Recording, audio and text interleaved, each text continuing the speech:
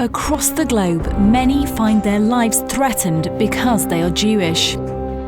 Every single year since the Holocaust of the Second World War, thousands of children have needed to seek sanctuary in the youth Aliyah child rescue villages of Israel. In 2012, Shimon was 13 and living in France. We were shocked and saddened to learn of the horrific attack at a Jewish school in Toulouse, France. When I was in France, I was in a terrorist attack. I went to my school with my mother and my sister. C'est un terroriste qui est rentré dans mon école. Il a tiré sur 3 enfants, puis un prof qui était mon prof de Kodesh. And when I was next to my school, I listened all people that crying, call the police, call the police. I see my teacher and her son on the floor. They are died. Il a tué mon prof de Kodesh et ses 2 fils. Puis la fille du rab de l'école, du directeur de l'école.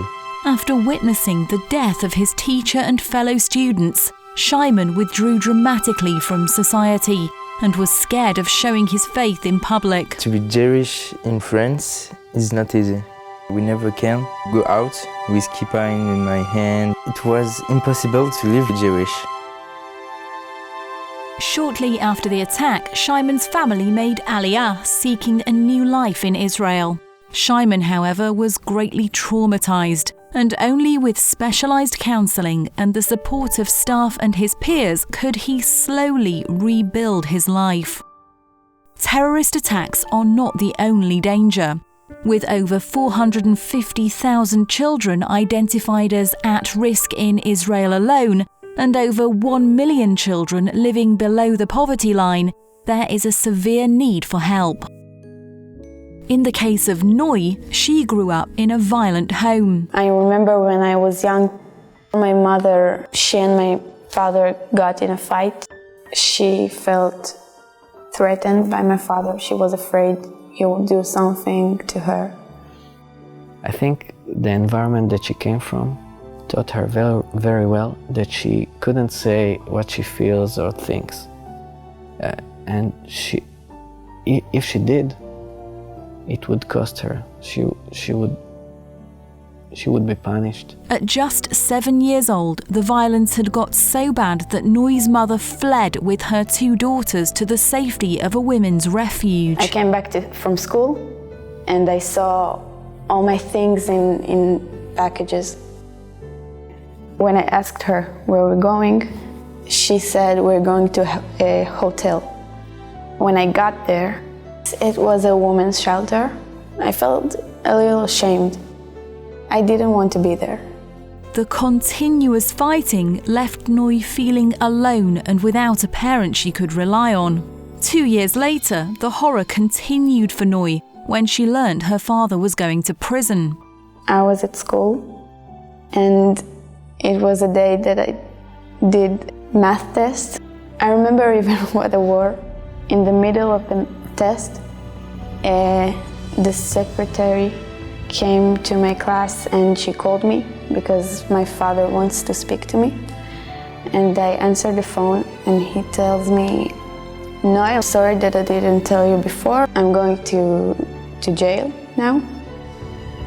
It will be okay, don't cry."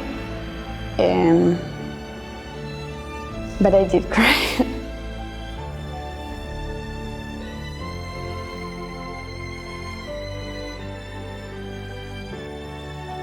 I remember that when I came to my father to visit him in jail, it felt a little scary.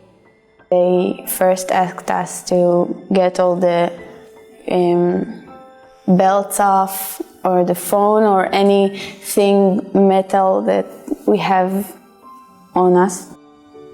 It was also shaming because when they checked on our bodies, it was uncomfortable, very uncomfortable.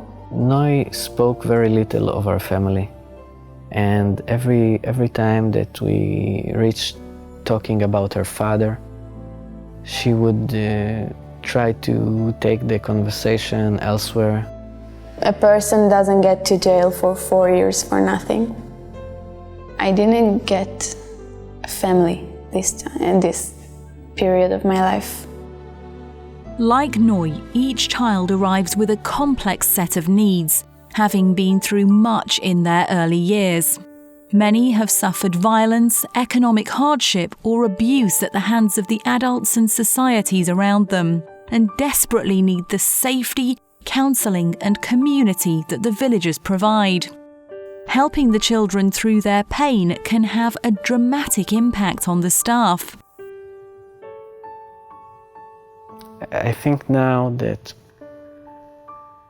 she got over it and she's looking at life in a more optimistic way, and she knows that no matter what she would have to deal with, she would be able to get over it. And now I need to.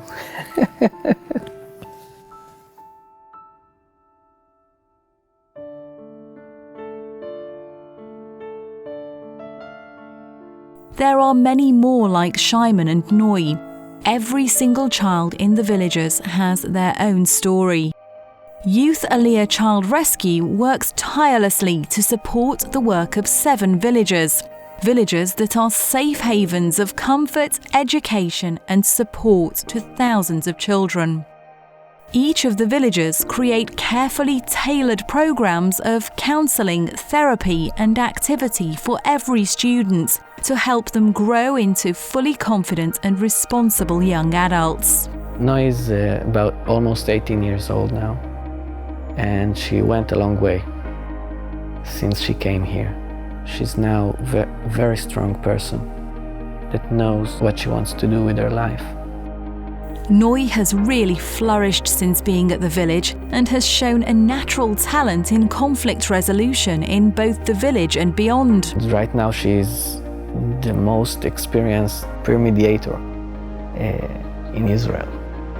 Many previous students have gone on to achieve much after the help of the villagers, occupying key positions in government and society, but also some return to help the next generation.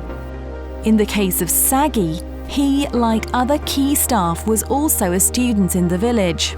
I can understand what they're going through, but also they help me understand what I went through.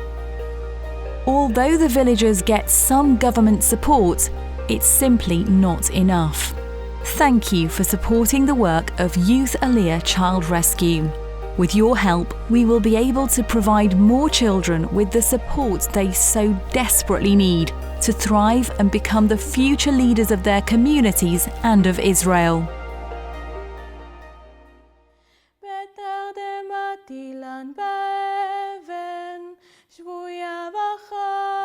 Thank you.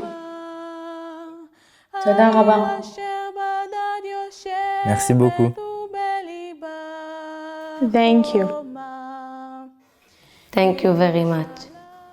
This place gave me much more than study and much more than school, much more than friends. It gave me because I didn't have that before I came here.